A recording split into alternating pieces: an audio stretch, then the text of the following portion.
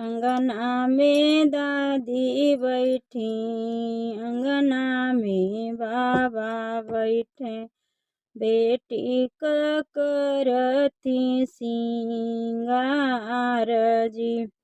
ओही होई के निकले हैं दूल्हे दुल्हेरुआ, बतिया पूछती बेला माई जी।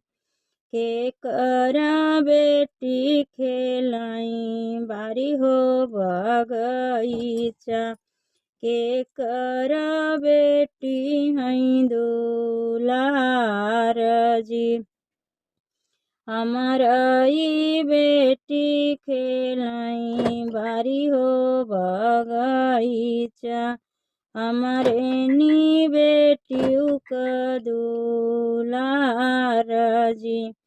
अजुआई के रतिया मम्मी तोहरे आंगनावा, काल्ह विदेशिया के साथ जी।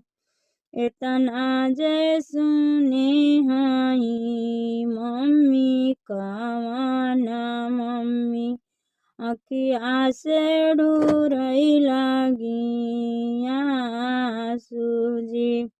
इतना जे सुने हई मम्मी हो आपन मम्मी, अखिया से ढूरई लागी आंसू जी।